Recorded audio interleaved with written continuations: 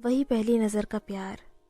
शायद यही वजह थी कि मन के किसी कोने में एक उम्मीद थी कि इस कहानी का अंत भी ज़्यादातर हिंदी फिल्मों की तरह ही होगा, सुखद।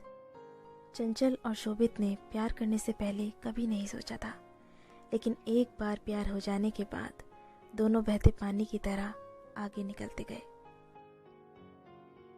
शोभित ने जल्दी ही शादी करने के इरादे से MBA के ऐसे इंस्टीट्यूट में एडमिशन ले लिया जो नौकरी दिलाने का वादा करता हो।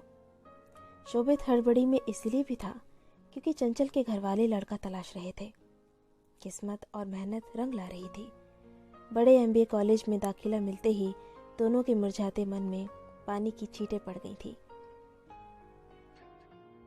दोनों को लगने लगा था कि सब कुछ एकदम ठीक हो जाएगा, लेकिन हिंदी फिल्मों की तर्ज पर नाटकीय मोड़ आना ही था। सो आया। कोर्स में दाखिला लेने के 1 महीने के भीतर ही चंचल की शादी तय हो गई। चंचल बहुत घबराई हुई थी, बल्कि वो दोनों ही बहुत घबराए हुए थे। जी में आ रहा था कि फौरन भागकर शादी कर ले, लेकिन नौकरी नहीं थी और इसी वजह से दोनों के बढ़ते कदम ठिठर जाते थे। शोभित बार बार चंचल और खुद को समझाता रहा कि जो भी होगा अच्छा होगा। दोनों की बात भी हुई कि शादी की बात अपने अपने घरों में करें, लेकिन हर बार की कोशिश जाति, उम्र, हैसियत और बेरोजगारी जैसी वजहों की भेंट चढ़ जाती। वक्त बहुत तेजी से हाथ से निकल रहा था। शोभित ने MBA की पढ़ाई और कोर्स छोड़कर कॉल सेंटर में नौकरी करने की सोची, लेकिन प्यार के रास्ते पर पहले चल चुके कुछ अनुभवी लोगों ने इससे होने वाले नुकसान को इतना बड़ा करके बताया कि दोनों इस रास्ते में भी आगे नहीं बढ़ सके। दोनों ने प्यार तो कर लिया था, लेकिन उसके आगे की बातें नहीं सोची थी।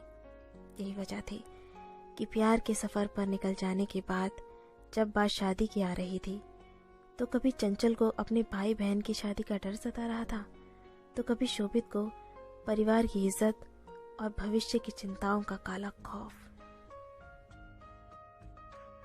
चंचल की शादी का दिन आते आते हर बड़े से छोटे मंदिर तक नंगे पांव जाने और 101 रुपए का प्रसाद चढ़ाने का वादा भगवान से वो कर चुका था। पर महंगाई के इस दौर में 101 रुपए से क्या होता है, शायद भगवान को भी ये मंजूर नहीं था। निराश होकर शोभित ने नास्तिकता से वास्तविकता की ओर कदम बढ़ा दिए। शादी तय होने से लेकर शादी के दिन तक लड़के का फ़ोन नंबर और पता फेसबुक से निकालकर कुछ जुगत भिड़ाने की कोशिश भी नाकाम रही थी। उसकी शादी वाला पूरा दिन शोभित ने मंदिर में ही बिताया।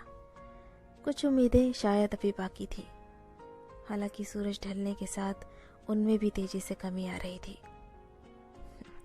हिंदी फिल्मों को शोभित ने अपनी जिंदगी में कुछ ज़्यादा ही उतार रखा था, इसलिए शाम होते ही आखिरी सलाम करने पहुंच गया मैरिज हॉल।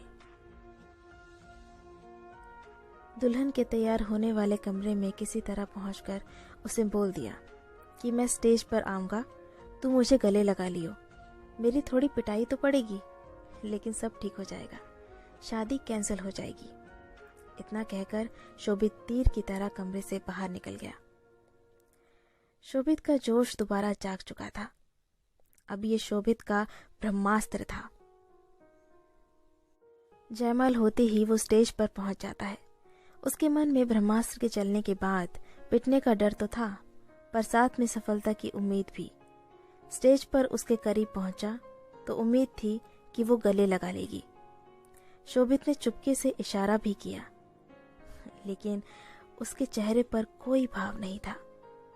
पर कुछ मिनट रुकने के बाद फोटोग्राफर ने शोभित से कहा, भैया अब उतर भी जाओ। एक झटके में शोभित अपनी सपनीली फिल्मी दुनिया से हकीकत में आ चुका था।